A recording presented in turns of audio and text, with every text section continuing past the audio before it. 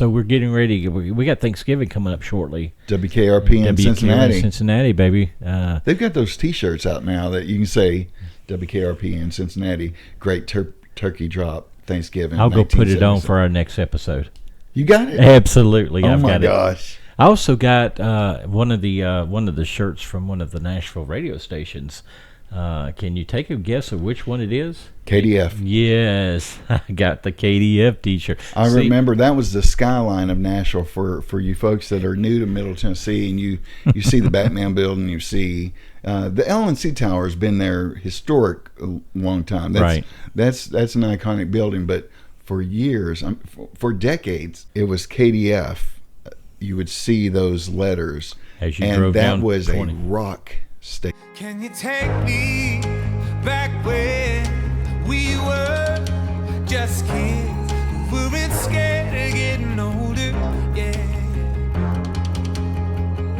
'Cause no one knows you like they know you, and no one probably ever will.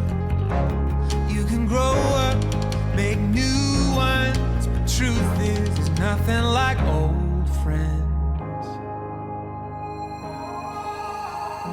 'Cause you can't make old friends. Yeah. Can you take me back when we were just kids who weren't scared of getting older? Yeah.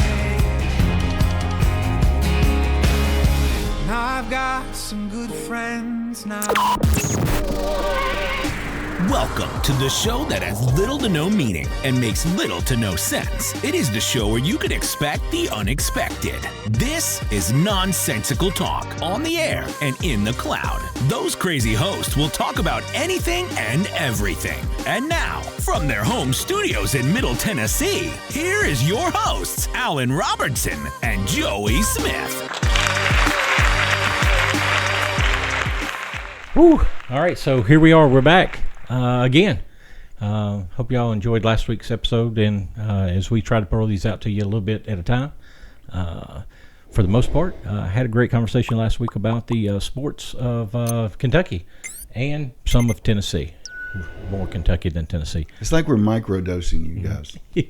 Giving you a little bit here, a little bit there. But what we will do is we'll continue to talk about nothing and keep going that way. I did tell, I'm going to tell Joey this right now, but in our next episode, we will have taste testing. Okay. I have purchased the box from, I think this is from Denmark. So it's going to be samples from Denmark. I've got a guy that I work with. He keeps telling me he's going to send me a Dorito that we haven't tried yet. I'm waiting on that, Isaac. So whenever you get an opportunity, send me those bags. And you don't have to send 2 bags now because we're sitting side by side. Makes it a lot easier to not have to send him a bag, send me a bag. Now, if you wanted to just send 2 bags, that's okay. We'll do that.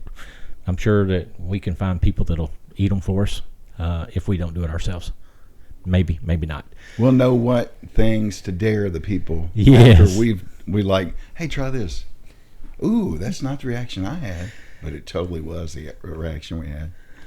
So all good things coming. So Isaac, hurry and get that stuff to us so we can do that. But next episode, we're going to do a wonderful layout of food from our snacks from overseas. We got a box of them coming in once a month. So we're going to trickle those through the episodes coming up over the next couple of months. And I hope you enjoy that. As for other things, I know we talk a lot about this and that, but we are in the month of October. I think this is probably going to be the last month of October, or the last week of last month. Oh my Jesus Christ! Man, woo! Prophecy. I just said that there's not going to be another October. It's not going to be another one. Oh my God! I'm like, is this the movie 2012 all over again? Like, we need to go find the arcs. And the Mayan calendar runs out. Like, I know, right? So this could be the last October. Maybe for you. Maybe not for most. But maybe for you. I'm being a little morbid here. But this is the last week of our October. Next month will be our our wonderful November run. So hopefully you've all been out and got scared. I think, if I'm not mistaken, last week Big Fat was supposed to be out at one of these hauntings with him and his son doing a meet and greet. It's kind of odd to say that, meet and greet for Chris Ahonen. Big Fat. I mean, I met and greet that boy so long. We used to meet and greet him every day on the 100 Hall. Like, and then every weekend while he was at the house. we went, hey, and we greeted him. And then he greeted us back. And then the Roller Dome. That was his hang on every Saturday night. Chris was saying that he wants us to all get together and discuss some of those days of where he was DJing at the Roller Dome. We were DJing birthday parties. We did all kinds of crazy stuff, yeah. And I believe I'm saying it correctly that you had sold a lot of your DJing stuff to Chris. I don't know about the word sold was the proper term. I think that I left and went into the Navy, and Chris just assumed it. Just take it. Yeah. I think that's what happened. He kind of just assumed all my stuff, and it wasn't that big of a deal. I enjoyed it. Yeah. I mean, he did a lot with it, and here I was in the Navy. I couldn't tote that stuff around. So you can't take all of that to not to Italy. There was a lot of things in Italy. I was there for almost 2 years. The only thing I brought back was my wife. No, she's not Italian. She is English. We were both in the Navy together.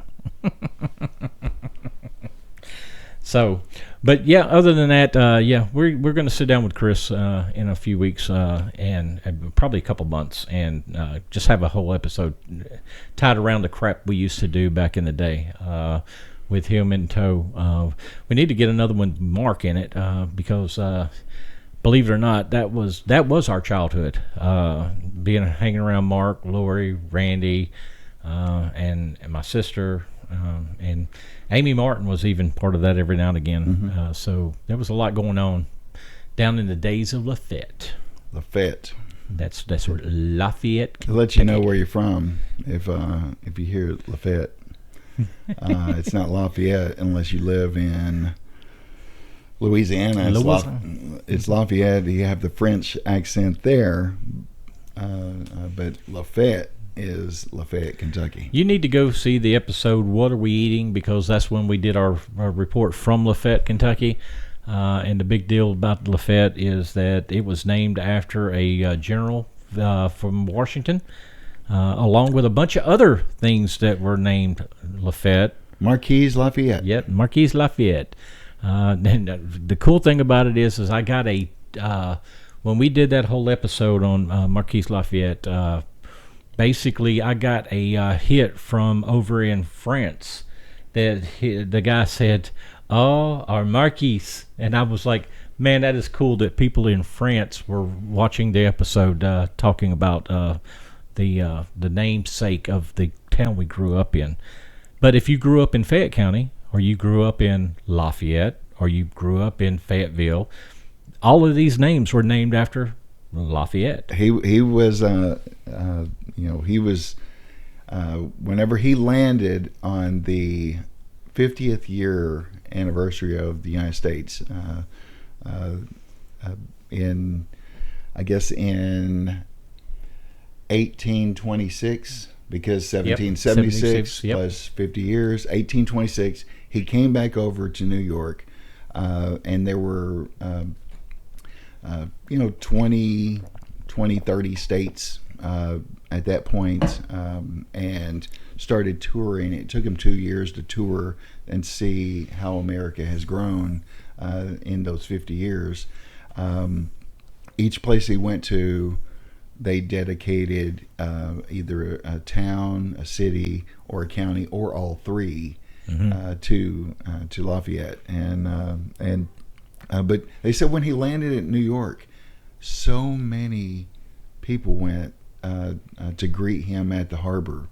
It was bigger than when the Beatles arrived to the United States, and that was the only thing comparable that they could have compared it to was when the Beatles came to the United States. But Lafayette's was bigger because he was he was handpicked by George Washington to Yep. as a general and helped win the Revolutionary War. And then France, they did something similar right after that. They had the French Revolution and went to more of a democracy and instead of a monarchy and Chopped off a lot of people's heads. they sure did. Goodness, they weren't playing around.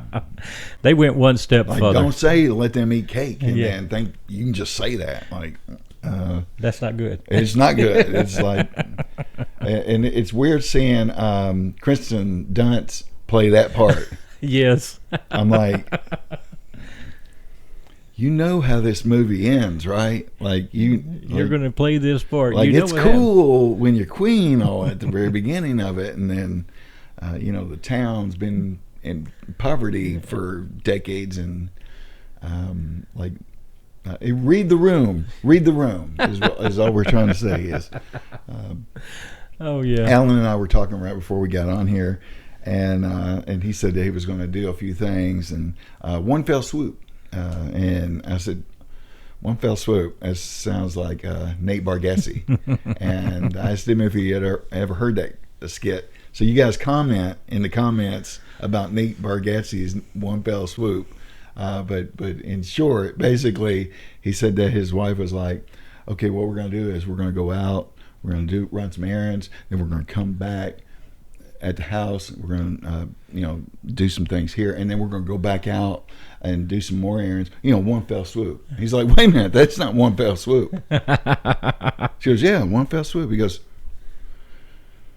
I'm just saying you're wrong about this.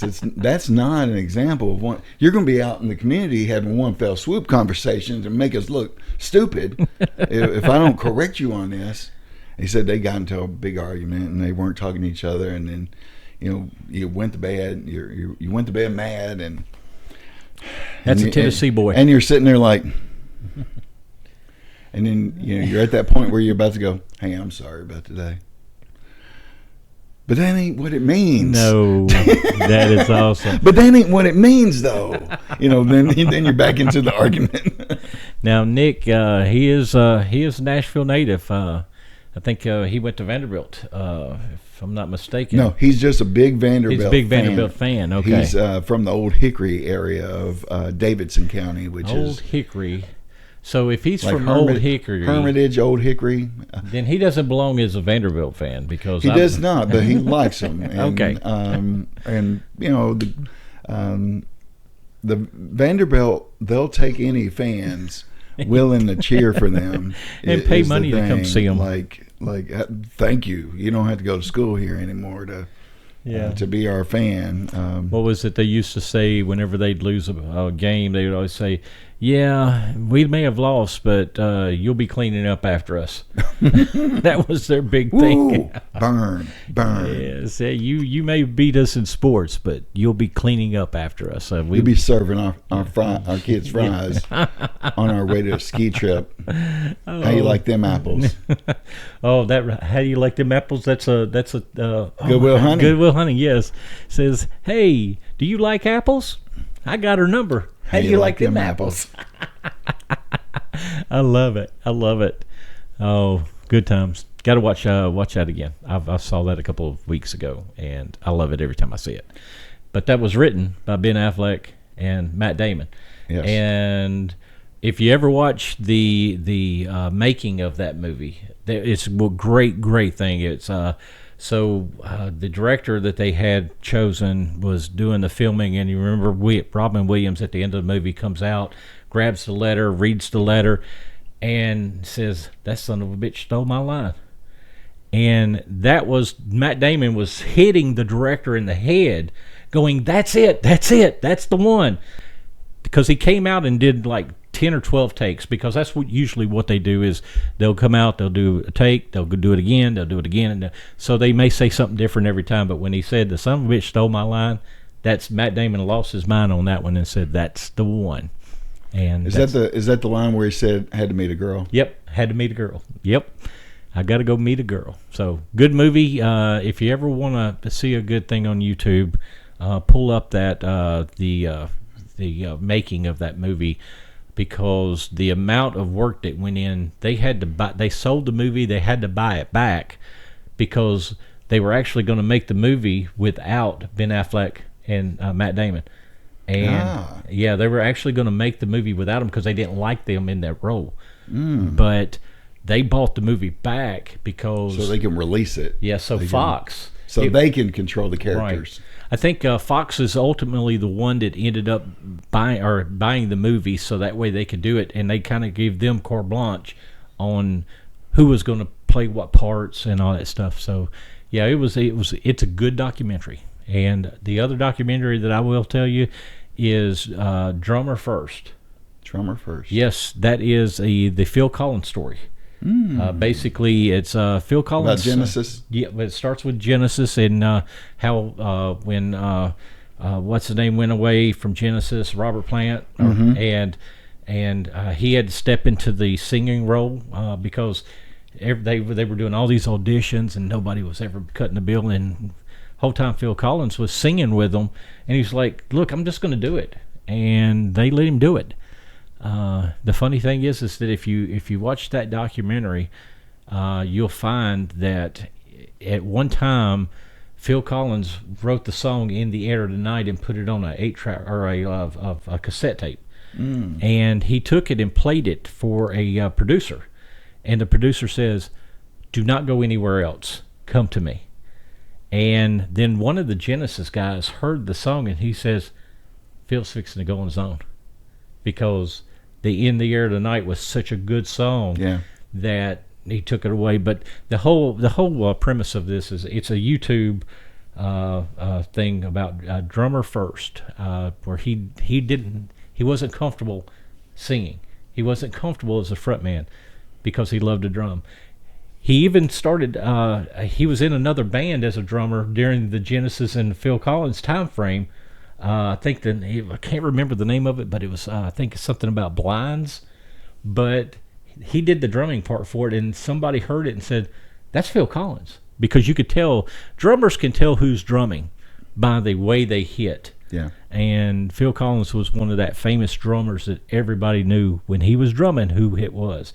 And he tried to do that with a group that, because he didn't want to be a singer, he wanted to be a drummer, so he did that in the background. Good documentary to watch on YouTube. Did it cover anything about that whole legend of him witnessing a murder and seeing the murder in his audience? And, that was all a big hoax. The fun part was that I saw a documentary, or I saw a interview with him. And I can't remember if it was one of those CBS morning shows, and they were asking the question, and he says it was just really a good song. I don't know what that was. He says, I didn't see a murder, I didn't see a murderer, I just liked the song. That right there is a perfect example of Mark Twain saying that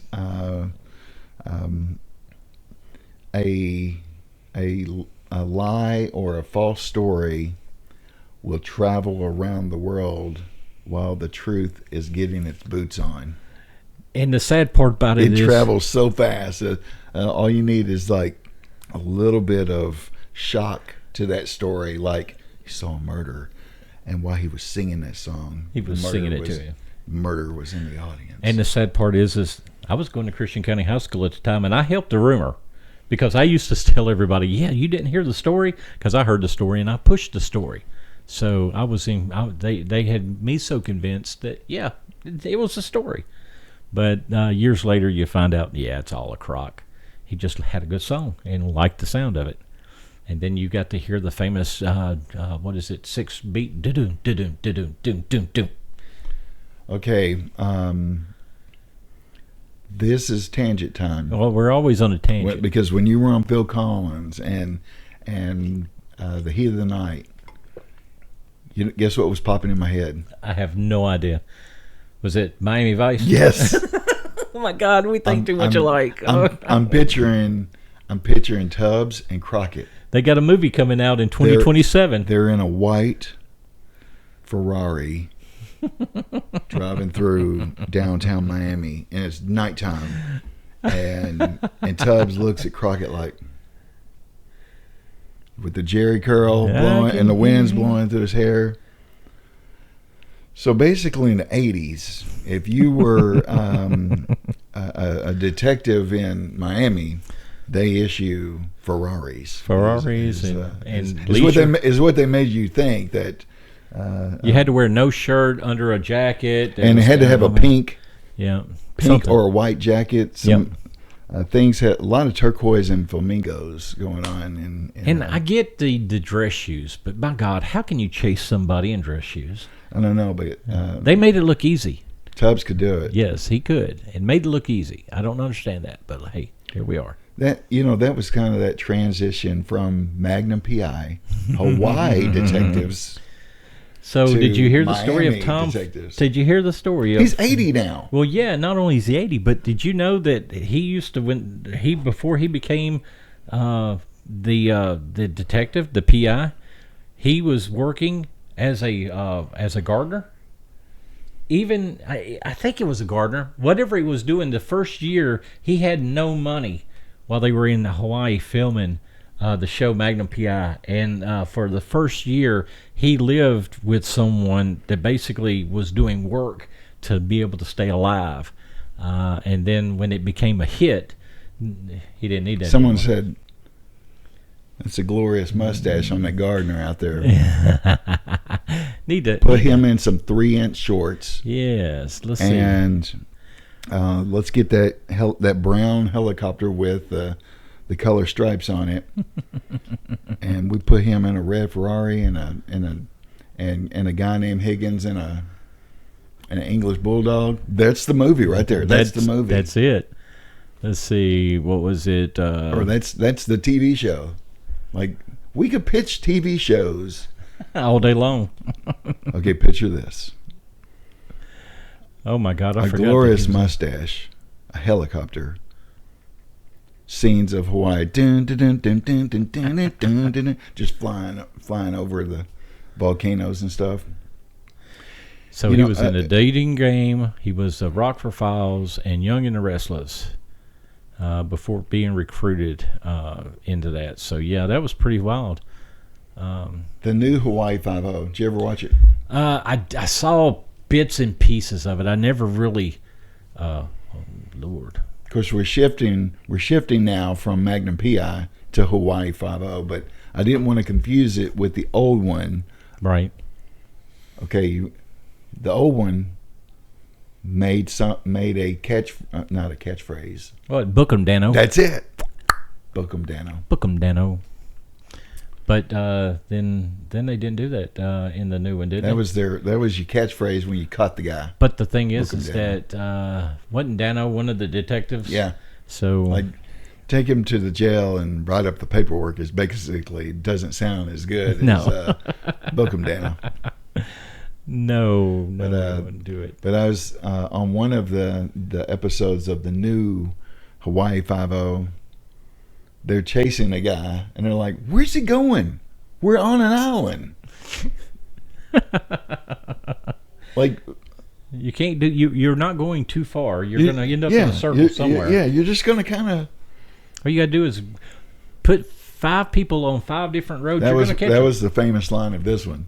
Where's he going? We're on an island here. So before that, we were talking about Miami Vice. They're going to try to do a reboot of that show, if you believe Facebook. Character selection will be the most important part. Absolutely. Of having that. And here's what makes me. True Lies. Right. They did the reboot or tried to make a series out of that. Yeah, that one. It needed some familiar characters. He needed another Tom Arnold. Wasn't Tom Arnold in the series as part of that group? But the problem is that you can't have Jamie Lee Curtis and you can't have Arnold Schwarzenegger back in there. So kind of like it loses its luster. I mean, don't get me no wrong. Tom Arnold's a good guy, but you're not going to satisfy me that he's the one, right? Yeah, they're older now. There's you do he played that comic relief. Yes, Is what that's all he had in there. And you know, the Lethal Weapon shows. The comic relief was Mel Gibson. Yes. But then he also had this serious role because his wife was murdered. Right. And he's trying to, so they had to bring in Danny DeVito as that comic relief. Oh my God. And yeah, but that was when I think in the second one they both tried to do the comic relief with Danny Glover and Mel Brooks. But yeah, when they brought Leo Getz in there, because Leo Getz. You want it? Leo Getz. Get it? Get it? And they always screw you through the drive-thru. That's always a good one, right? You go in is what you do. Alan and I are about to make you guys go and watch all of the Lethal Weapon shows, because we're doing the quotes from it, and we didn't have any notes on this. No. This is a scary thing. This is in our brain still, just like your grandmother's phone number from the 80s. Oh, my God. 270-271-2532. I think that was my old phone number. That's all I can remember. Trivia. Okay, here we go. Uh-oh. This is the show, True Lies, the TV show. Who is the lead? Oh, Steve. Okay. Who is he? I don't know. Who is he? Steve Howie? Oh, yeah. Is that Howie Mandel's son? No. Just I don't know who he is. You're about to see. Well, has he got a ton of... He's probably got a ton of... He is... Reba McEntire? He played on the show Reba as her son-in-law. My God. He was the goofball. The goofy guy. Yeah. My God, I would have never put him in there. Yeah. That's so crazy. he played he played Arnold Schwarzenegger's role as the guy that's a CIA guy. That's no way. So he's got some range. He's got some comedy to him, but also he can do some action. So that was actually a good transition. I really did like Ginger Gonzalez or Gonzaga on as the wife on there. I mean, and the show kind of picked up. I like that it kind of picked up that they already know, like she already knew he was a spy. You know, it's kind of the way it ended. How it ended, right? It kind of picked up there. So it's hard to call it True Lies anymore. Whenever it's like it's just a lie. Now it's just true. We're not lying anymore. Like I'm a CIA guy and I'm letting you do some CIA stuff with me. The kids were getting lied to. Yeah, the kids were getting lied to. So I guess it could be a lie, false lie. No, I don't know. I can't tell you what that is. It's like Spy Kids. Spy Kids. Yeah, I mean, I never got the gist of that. I watched it one time and went, really? Where the parents were, they're just Antonio Banderas, and he was like a spy, and his kids didn't know they just thought they were boring parents, and then they found all this stuff, and they became the spy that went and and it was they had to go rescue their parents. Yeah, there was another one similar to that. They kind of took the kids as, and I don't get me wrong, I've got a wonderful granddaughter, but Super Kitty, really? A super kitty. I mean, I just can't see kitty cats being super, and all they're doing is they're going after. She needs to watch G-Force. G-Force. Now I've seen G-Force with the gerbils. Yes, Jesus, that is hilarious. They're either gerbils or hamsters. They're one or the other, but one of those rodents, because that's they're what they like. And they have cats and dogs too. Oh my God! What was the other one? Cat dog. Cat dog. That takes me back to the Ren and Stimpy days. Yeah. Is that the one where the dog, they cut the head off? Or is that Dog Man? No. You're talking. Cat dog. The head of the cat and the head of the dog were connected together. So the body, halfway through the body was a cat, halfway through the body was a dog. This sounds like a nightmare. Don't watch it. It's awful, guys. Like I'm gonna wake up like this. Cat dog. The only thing I could think of is how do they poop? But that's sad. Oh, man. It's a child's cartoon, and I'm thinking, how do they poop? How do they poop? Let's not worry Especially about when we just got finished reading the book. Everybody poops. Everybody. Everybody. But poops. what about cat dog? Cat dog does not poop. They don't go to the. They can't use the litter box and they can't go outside because Where's the legs? They got two front legs. Two front legs on each side. I guess they got to compromise. Is what they got. It's a heck of a compromise. Like we're going this way. I tell you, or I'm dragging you this way. I watched the show and I just don't get it. I do not get it. If I got it, it would be one thing, but it was something so silly back in the 90s or early or late 90s because Knuckle used to watch it all the time. Oh my God, that was crazy. But now we did watch a lot of Roadrunner. That's what I've tried. No lines in it. You know, it's basically meep meep. That's all you see. And a lot of music. You figured out what was going on, but it was too violent, so we take it off. Just by the coyote that he's building a contraption or he's painting. Or the first time when Wile E. Coyote does talk, I'm Wile E. Coyote. Wile E. Coyote. That was wild. Yes. E was his middle initial. Yes, and he was. I think it had something to do with he's never going to get that Roadrunner, and he goes, "Why would you say that?" And then he starts talking, and that's crazy. He doesn't need to talk. We need to go back to Acme and just let that be. But you can go buy it. Unfortunately, you can't. I think they started getting rid of some of the violence, and that was what made it fun, right? I always think Elmer Fudd and Bugs Bunny, all of the WB. Yes, Warner Brothers on the WB. Back when it was good. That was back before WB was doing Dawson's Creek. Yep. Dawson's Creek was probably the most famous show that ever came on WB. Well, my question is that I heard several, was it last year before last, the first Mickey Mouse is no longer trademarked. The stick one? Mm-hmm. The one that looks like a stick? Yeah, the trademark had to come off after 50 years.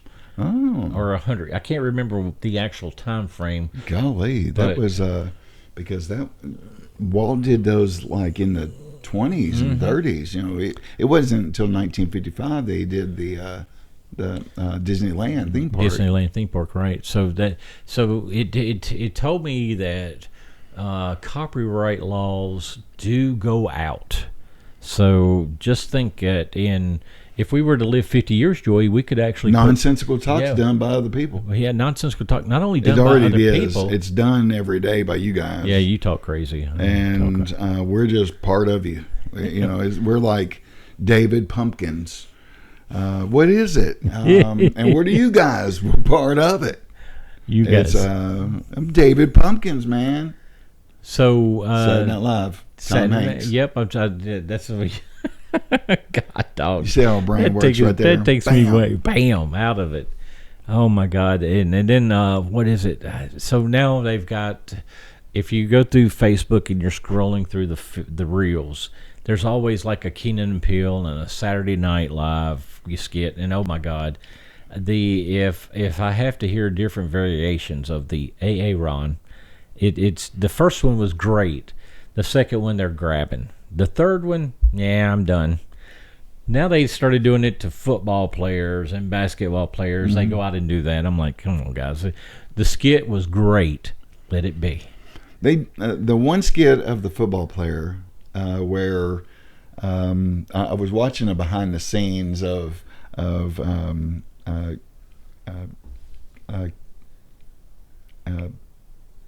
Key and Peele, yeah. And he was and it was Michael Key explaining that that Jordan Peele came to him one day and said,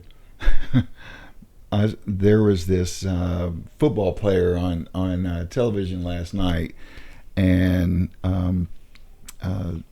his name was like DeBrickashaw something. And he goes, isn't it crazy? And Michael Key was like, let me tell you about this thing called the SEC. There are some of the craziest names of players, and And so he said that Jordan went away from that conversation, came back the very next day and wrote the script for every one of those names and said, and he made up every name. He said he's really big on, sounds and comedy and basically, you have the AFC team. He said, and it was Michael Key's idea, said, we've got to have one white guy's name in there, like Dan Hall or something like that, or Dan Smith or something. It's got to be from Utah. Right. But he wrote that every one of those names and just handed it to him. He goes, you did this last night. And Jordan Peele is just like highly intelligent. Yes. And his films are like, I mean, you can just tell that he's constantly thinking about light angles and the script and I started thinking about it's funny that you brought up some of the Key and Peele stuff, because I was thinking about some of the scariest movies that Jordan Peele dreams up. Oh my God. And when you're like being kidnapped and they taken the personality part of the brain of an elderly person and putting it in a younger person. I mean, golly, or Get Out. That's it. Get Out. Get Out. And Get Out. Or Nope. Nope. I mean, Nope. What a title! I mean, it'd be great just to hear about how that title was. See, Nope. if I hear Nope, the only thing I can think about is Parks and Recreations. Leslie Nope. K-N-O-P. K-N-O-P. W-K-N-O. What was that? The Great Turkey Drop. So we're getting ready. We got Thanksgiving coming up shortly. WKRP in Cincinnati. Cincinnati, baby. They've got those T-shirts out now that you can say WKRP in Cincinnati. Great Turkey Drop Thanksgiving. I'll go put it on for our next episode. You got it? Absolutely. Oh I've my got gosh. It. I also got one of the shirts from one of the Nashville radio stations. Can you take a guess of which one it is? KDF. Yes, I got the KDF T-shirt. I remember that was the skyline of Nashville for you folks that are new to Middle Tennessee, and you see the Batman building, you see the LNC Tower has been there historic a long time. Right. That's an iconic building, but for years, for decades, it was KDF. You would see those letters, as you drove down. And that was a rock station. Yes. KDF played Kiss and played. That's when Kiss was rock. Okay, guys, you've got to realize this is back in the day. This is when Kiss. They played Alice Cooper. And Black Sabbath. You turned on KDF, it was rock. It was Metallica, and maybe some of the who am I thinking of, Alan? Guns N' Roses. Guns N' Roses were as a matter of fact, when KDF, they were almost too mainstream for KDF as Guns N' Roses was. And also Guns N' Roses came out at a time when KDF was at their apex, and then they started going down, and then I think they went country. They went country, and then that changed it, and that was during that where country was turning more pop, like with Garth Brooks. Yep. It was less country western. It was more. It was more. It was pop country, is what they used to call it. Pop country. Yeah. Which is what you got now. 9 to 5. Yeah. That was pop country. That's pop country shit. A lot of stuff. 2 Doors Down. Oh yeah. Well, a lot of the stuff that came out that was pop country. If you didn't Bop. Yeah. Dan Seals. If you just the thing is that if you didn't have like a Hank Williams, and I'm not talking about Junior. I'm talking about the original Hank Williams, Poor Wagner, all those people that were back in the day. String Bean. Those guys that was your true country, and now country pop is what they call true country. And I don't get it, but I get it because things do change. I still look at Black Sabbath as, pretty heavy rock, but now they're just classic rock, right? You listen to Black Sabbath, they're like War Pig. It's like, what? That's and everybody else is like, oh, that ain't rock. Then you have to listen to like what is it, 9 Inch Nail? You start listening to them, and you're like, okay, now that's heavy. I saw where 9 Inch Nails is the soundtrack for the new Tron movie. Nice. Yes, Tron is coming out and I did see the previews. And so it's got the 9 Inch Nails logo. Nice. On the movie poster. Really, I like that. NIN? Yeah. And then it started playing some of the music, and I was like, oh my gosh. You're watching Tron, but listening to 9 Inch Nails as these Tron vehicles, these light bikes are being chased by a police car, and a light beam just cuts the police car in half and cuts it down the middle. Basically, the new Tron movie is where all of those things come into the real world. Yes. They come into our world, and they're like, what are these things? It's like the Matrix Part 2, whenever Neo can control stuff out of the Matrix. That's what this is. They're now bringing Tron out of the game field and putting it into the real world.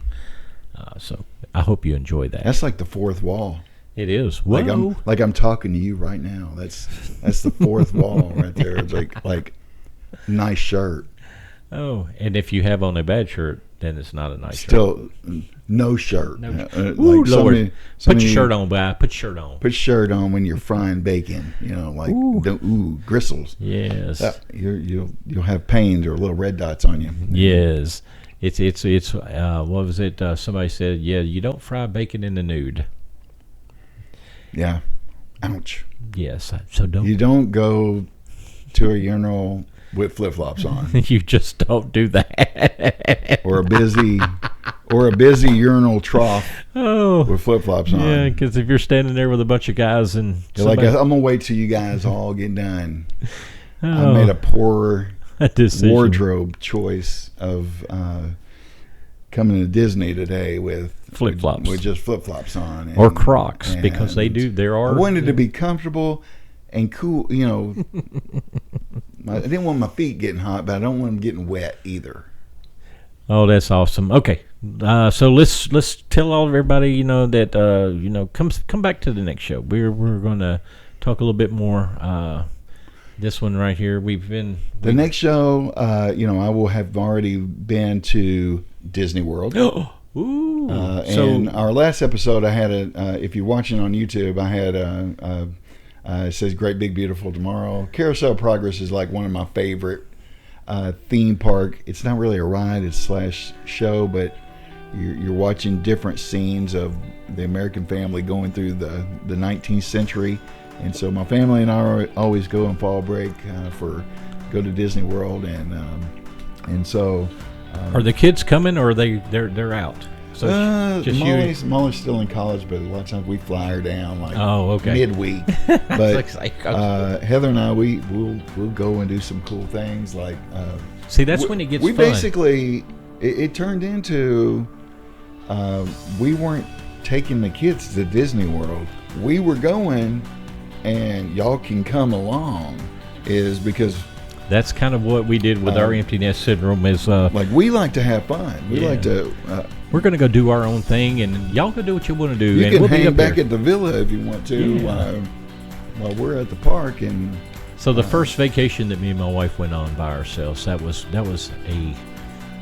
a trick, because it was so used to around the kids that now it's not about the kids anymore. It's not even. It's about us, and I love it, love it, love it, love it. So hey, he's going to Disney. We're going to come back and do another show. And hopefully we're going to do this food thing. Remember, I don't know. I can't remember. I think it's like or I was going to say Delaware. Holy crap! Is that another country? That's another country. Delaware. You know what that reminds me of? Wayne's World. Hey, we're in Delaware. There we are. Oh my God! Have a great time, and we'll see you next time. Take care of one another.